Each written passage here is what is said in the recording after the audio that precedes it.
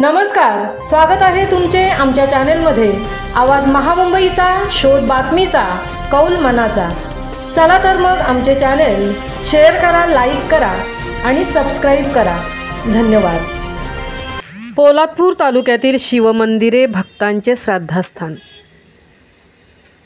पोलादपूर तालुक्यातील ऐतिहासिक शिवकालीन शिवमंदिर यासह इतर धार्मिक स्थळे पोलादपूर वासियांचे पंचक्रोशीतील भक्तांचे श्रद्धास्थान आहे। श्रावण महिन्याच्या शनिवारी सोमवारी या महादेवाच्या मंदिरात दर्शनासाठी भाविक मोठ्या प्रमाणावर येत असतात। देवळे, सवाद, लोहारे, महालगूर, पोलादपूर शहर यासह इतर मंदिरात विविध कार्यक्रमाचे आयोजन ही स्थानिक पातळीवर करण्यात येत असते। महाबळेश्वरच्या अरण्यात महान यज्ञ करावयासाठी सर्व ऋषी व देव बसले असताना ब्रह्मदेव हा यजमान होता।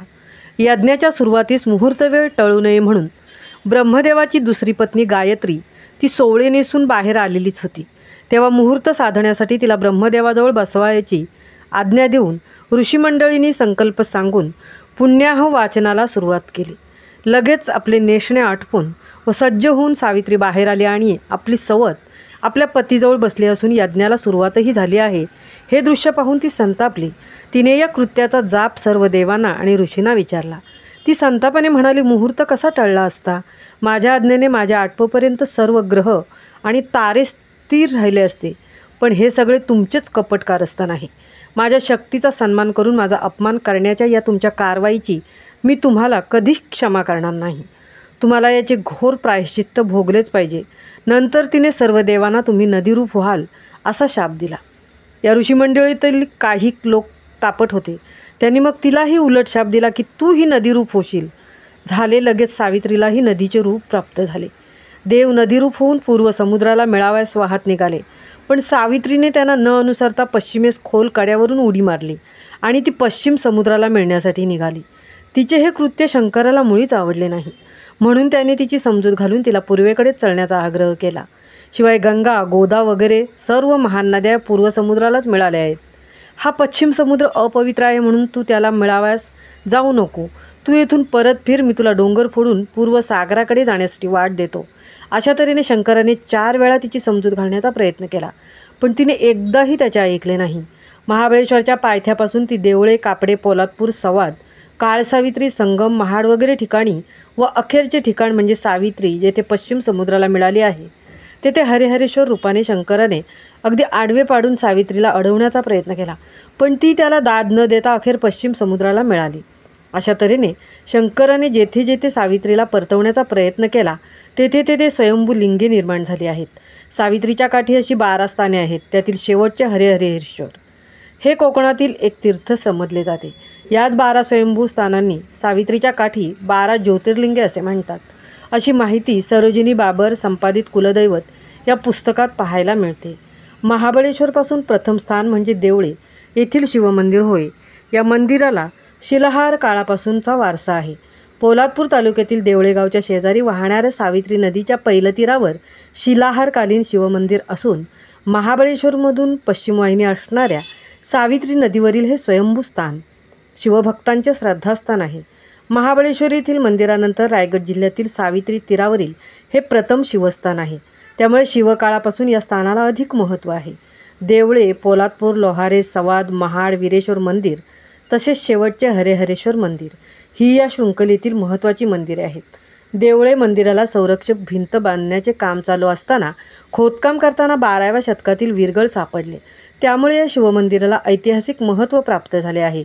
या मंदिरावर जंजिराच्या सिद्धीकडून 2 वेळा आक्रमणे झाली, त्यात मंदिर उद्ध्वस्त झाले, मात्र तात्कालीन ग्रामस्थांनी या मंदिराचा जीर्णोद्धार केला। सन 1955 साली ग्रामस्थांकडून या मंदिराचे पुनर्बांधकाम केले, मात्र मंदिराचा पाया हा पूर्वीचाच ठेवण्यात आला। हे मंदिर हेमांडपंथी बांधकाम असून येथे लांगी नावाचा कोळी पुजारी शिवकाळात होता। हे शिवमंदिर शिवभक्तांचे श्रद्धास्थान असून महाशिवरात्री व श्रावणी सोमवार निमित्त देवळे विभागातील बडोदे, मुंबई, पुणे, ठाणे येथील चाकरमानी या मंडळीसह वर्षभरात असंख्य शिवभक्त या मंदिराला भेट देतात। श्रावणी सोमवार निमित्त येथे शिवलीलामृत पारायण व भजन कीर्तनाचे कार्यक्रम होत आहेत। असंख्य भाविक यावेळी या मंदिराला भेट देत असतात। या मंदिराचा ग्रामीण पर्यटनामध्ये समावेश केला असून हे पर्यटन क्षेत्र म्हणून कोकण पर्यटनामध्ये समाविष्ट करण्यात आलेले आहे। लोहारे येथे महाशिवरात्रीनिमित्त यात्रा भरते।